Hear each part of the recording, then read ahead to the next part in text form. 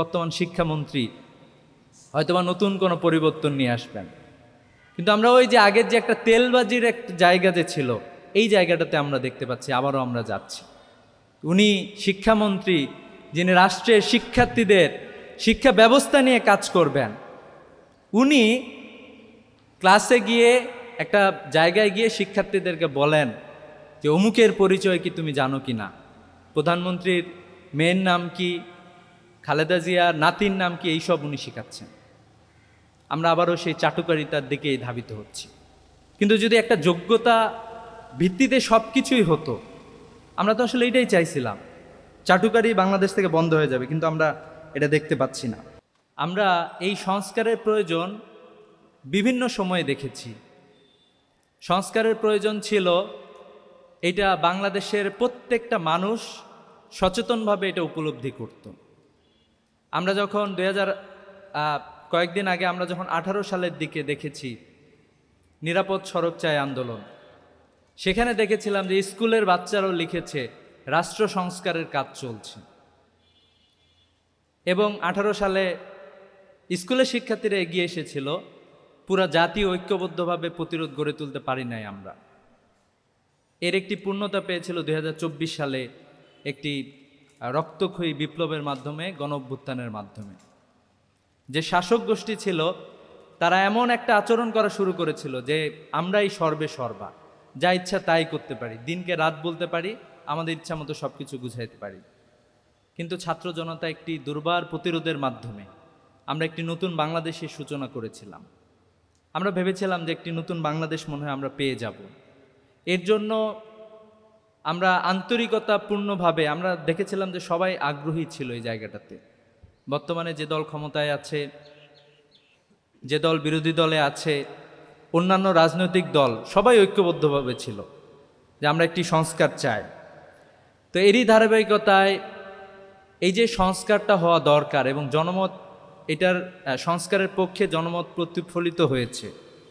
এ ধরনের একটি জনবান্ধব ইস্যুতে ডাকসুর ভিপি সাদিক কায়েমকে ধন্যবাদ জানাতে চাই, ডাকসুকে ধন্যবাদ জানাতে চাই যে বাংলাদেশের ছাত্র রাজনীতিতে যে সকল ছাত্র সংগঠন আছে তাদের সবাইকে দাওয়াত দিয়েছে। আমি খোঁজখবর নিয়েছিলাম যে সবাই এখানে আসতেছে কিনা, তো আমি দেখলাম যে মোটামুটি সবাইকে দাওয়াত দেওয়া হয়েছে, ছাত্র দল থেকে শুরু করে সবাইকে দাওয়াত দেওয়া হয়েছে। কিন্তু আমরা যতটুকু বুঝলাম যে সবাই আসলে সংস্কারের মানসিকতা সবসময় ধরে রাখতে পারে না। আজকে আমরা এখানে দেখেছি দুইটা দল এখানে আছে, স্পেশালি ছাত্র অধিকার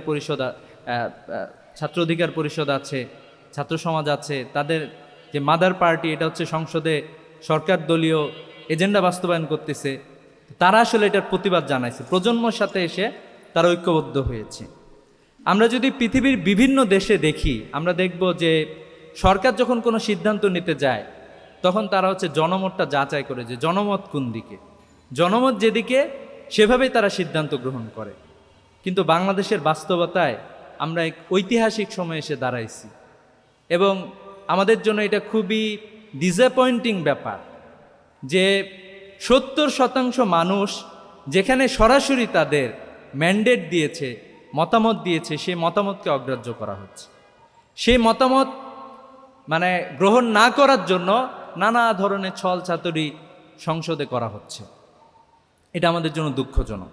নির্বাচনের আগে আমরা দেখছিলাম আমাদের বর্তমান যিনি প্রধানমন্ত্রী, উনিও আসলে হা ভোটের পক্ষে প্রচার প্রচারণা চালিয়েছিলেন যে সংস্কার হোক দেশে, বড় বড় কথা বলেছিলেন, 31 দফা দিয়েছেন। আমরা আশ্বস্ত হয়েছিলাম যে সবাই তো সংস্কার চায়, জামাতও চায়, বিএনপিও চায়, অন্যান্য দল সবাই আসলে সংস্কারগুলো চাচ্ছে, দেশটা সুন্দরের দিকে ধাবিত হবে, এটাই আমরা ভাবছিলাম, এটাই আমরা চাইছিলাম। কিন্তু আমাদের বর্তমানে আমরা যেটা দেখতে পাচ্ছি যে আসলে এখানে বর্তমান প্রধানমন্ত্রী একবার নিশ্চুপ হয়ে আছেন। উনি মনে হয় কেউ কোনো জায়গা থেকে সুতা নাড়াচ্ছেন, মাঝে মাঝে একটু হাসেন, কথা বলেন। এই যে উনি প্রচার প্রচারণা চালালেন হা ভোটের পক্ষে, সংসদে না ভোটের পক্ষে, এবং এই যে অধ্যাদেশ বাস্তবায়ন হবে না, এইগুলো নিয়ে তার সংসদ সদস্যরা আলাপ তুলতেছে।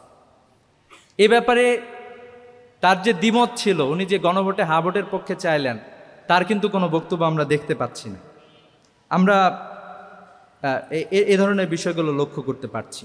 আমরা ভাবছিলাম যে একটা পরিবর্তন হবে, সব জায়গায় পরিবর্তন হবে, আমরা যারা বিশ্ববিদ্যালয়ের শিক্ষার্থী, স্বাধীন পিএসসি হবে, সেখানে যার যে যোগ্যতা আছে সে যোগ্যতার ভিত্তিতে চাকরি হবে। আমাদের সমাজের অসংখ্য মানুষ যাদের মানবাধিকার ভুলুণ্ঠিত করা হয়, তারা তাদের মানবাধিকার ফিরে পাবে। একটা স্বাধীন মানবাধিকার কমিশন থাকবে, যেখানে একজন রিকশাওয়ালারও যদি মানবাধিকার ভুলুণ্ঠিত হয়, সেও যাতে বিচার পায় সেই ব্যাপারটা এনশিওর করা হবে। কেউ কারো উপরে যাতে জুলুম না করতে পারে সেই বিষয়টা এনশিওর হবে। কিন্তু আমরা দেখতে পেলাম যে এগুলোর আসলে অনেকগুলো বিষয় যেগুলো আমাদের আলটিমেটলি আমাদের জাতিটাই সুন্দর হইতো। আজকে বিএনপি ক্ষমতায় আছে, কালকে জামাত আসবে, এর আগে আরেকটা দল ক্ষমতায় ছিল। এভাবেই তো বাংলাদেশটা চলবে। আপনি এখন ক্ষমতায় আছেন, কয়েকদিন পরে বিরোধী দলে যাবেন, কিন্তু একটা সুন্দর কাঠামো যদি দাঁড়ায়, এই যে 16 বছর আপনারা নির্যাতন নিপীড়নের মধ্য দিয়ে গেলেন, এত সংগ্রাম এত লড়াই করলেন, যদি একটা সুন্দর পদ্ধতি হয়, তাহলে আপনার রাজনৈতিক দলের নেতৃবৃন্দের একটি সুন্দর জীবনী তো আপনারা পাবেন। যে কথা বলার কারণে ইলিয়াস আলীকে গুম হতে হলো, আমাদের আল মুকাদ্দাস ভাইকে গুম হতে হলো, শিবিরের অসংখ্য মানুষকে গুম হইতে হয়েছে। এ ধরনের গুমের সংস্কৃতির তো আমরা অবসান চাইছিলাম, কিন্তু আমরা দেখতে পাচ্ছি এগুলো হচ্ছে না। আগের সেই সিস্টেমে আমাদের সরকার পরিচালনা করতে যাচ্ছেন সবগুলো। আমরা ভাবছিলাম যে বর্তমান শিক্ষামন্ত্রী হয়তোবা নতুন কোনো পরিবর্তন নিয়ে আসবেন, কিন্তু আমরা ওই যে আগের যে একটা তেলবাজির একটা জায়গা যে ছিল, এই জায়গাটাতে আমরা দেখতে পাচ্ছি আবারও আমরা যাচ্ছি। উনি শিক্ষামন্ত্রী, যিনি রাষ্ট্রের শিক্ষার্থীদের শিক্ষা ব্যবস্থা নিয়ে কাজ করবেন, উনি ক্লাসে গিয়ে একটা জায়গায় গিয়ে শিক্ষার্থীদেরকে বলেন যে অমুকের পরিচয় কি তুমি জানো কি না, প্রধানমন্ত্রীর মেয়ের নাম কি, খালেদা জিয়ার নাতির নাম কি, এইসব উনি শেখাচ্ছেন। আমরা আবারও সেই চাটুকারিতার দিকেই ধাবিত হচ্ছি। কিন্তু যদি একটা যোগ্যতা ভিত্তিতে সব কিছুই হতো, আমরা তো আসলে এটাই চাইছিলাম। চাটুকারি বাংলাদেশ থেকে বন্ধ হয়ে যাবে, কিন্তু আমরা এটা দেখতে পাচ্ছি না। আমরা এটা স্পষ্টভাবে বলতে চাই, জুলাই অধ্যাদেশ যদি কেউ না মানে, তাহলে আমরা বলতে চাই জুলাই যে অভ্যুত্থান সংগঠিত হয়েছে এটার সাথে আপনারা গাদ্দারি করতে যাচ্ছেন। জুলাই অভ্যুত্থানের পরে অসংখ্য দল একসাথে বসে এই জায়গাগুলোতে একটা ঐক্যমত্যে এসেছিল। কারো কারো কিছু কিছু জায়গায় নোট অফ ডিসেন্ট ছিল, সমস্যা নাই, এগুলো নিয়ে আলাপ আলোচনা হয়েছে অনেক। আলটিমেটলি জাতির উপকার তো হচ্ছে। তো এরকম একটি জায়গায় আমরা বর্তমানে আমরা এই বিএনপিকে দেখতেছি যে অতীতের যে ভুল, তারা সেই ভুলের দিকে ধাবিত হচ্ছে। 1991 সালে সরকার গঠনের পরে তত্ত্বাবধায়ক সরকারকে এটাকে তারা গ্রহণ করতে অস্বীকৃতি জানাইছিল। 96 সালে একটা একদলীয় নির্বাচন হয়েছিল। এই এত টাকা খরচ করে নির্বাচন করে কয়েকদিনের মাথায় আরেকটা নির্বাচন দিতে হয়েছে, এবং আওয়ামী লীগ আসছে ক্ষমতায়। এরপরে আমরা পরবর্তীতে আবারও দেখি এই যে বিচারপতিদের বয়স সংস্কার করার মাধ্যমে তারা বাংলাদেশে 111 তৈরি করেছিল, একটা পরিবেশ সেরকম তৈরি করেছিল, এবং এই পরিবেশের কারণে বিগত 16টা বছর বাংলাদেশের মানুষ দুঃসহ যাতনার মধ্য দিয়ে গিয়েছে। আমরা দেখতে পাচ্ছি আবারও একই কালচারের মধ্যে আমাদেরকে নিয়ে যাওয়ার চেষ্টা করা হচ্ছে। তো এই জাতীয় জায়গাগুলো থেকে আমরা বলতে চাই যে আপনারা একটু সংস্কারগুলো করেন। সংস্কার করলে তো আপনারাই থাকবেন, সমস্যা নাই। আমরা সবাই সহযোগিতা করতে চাই, আমরা সবাই সহযোগিতার ভিত্তিতে আমাদের দেশটাকে গড়তে চাই। যদি সংস্কার না করে বরং আমরা দেখতে পাচ্ছি আপনারা একটা একটা করে নতুন নতুন বিষয় নিয়ে আসতেছেন।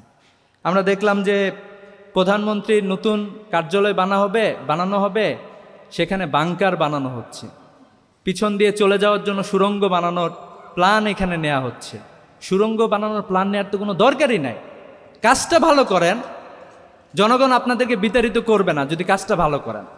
আর জনগণের মতামতকে অগ্রাহ্য করবেন, আবার হচ্ছে ব্যাকআপ প্ল্যান একটা রাখবেন যে আমার গণভবন কিভাবে হবে, এখানে আমি কিভাবে থাকবো, কোনো যদি অসুবিধা হয় তাহলে কিভাবে পালাবো। যদি জনমতকে আপনারা গ্রহণ করতেন তাহলে অন্তত আপনাদেরকে এই চিন্তা করতে হতো না। আমরা বিশ্বাস করি এখনও আপনাদের শুভ বুদ্ধির উদয় হবে। তো এই আহ্বান আপনাদেরকে জানাচ্ছি, কারণ দেখেন আপনি ঢাকা বিশ্ববিদ্যালয়ে যাবেন, যায় 95% শিক্ষার্থী হা ভোটের পক্ষে তাদের মতামত দিয়েছে।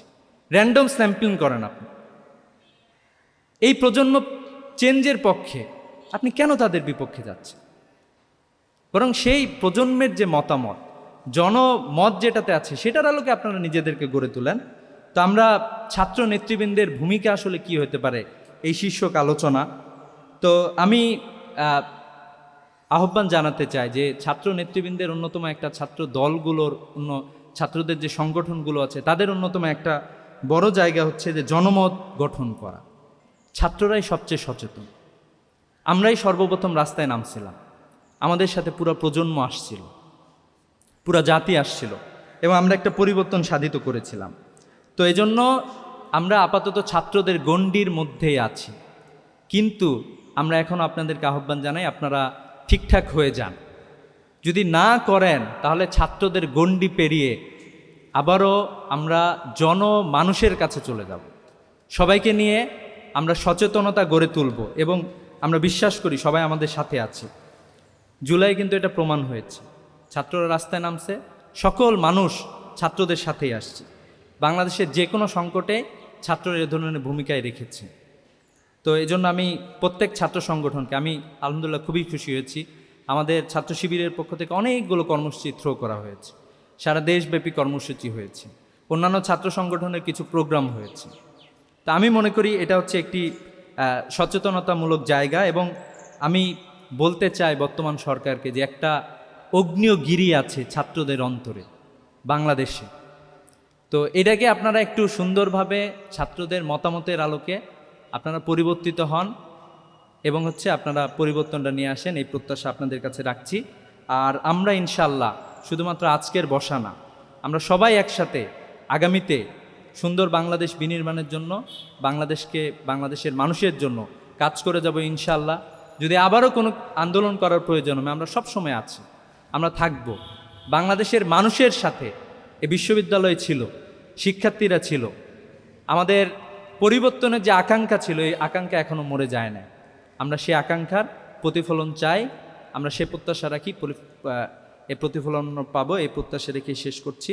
আসসালামু আলাইকুম ওয়া রাহমাতুল্লাহ।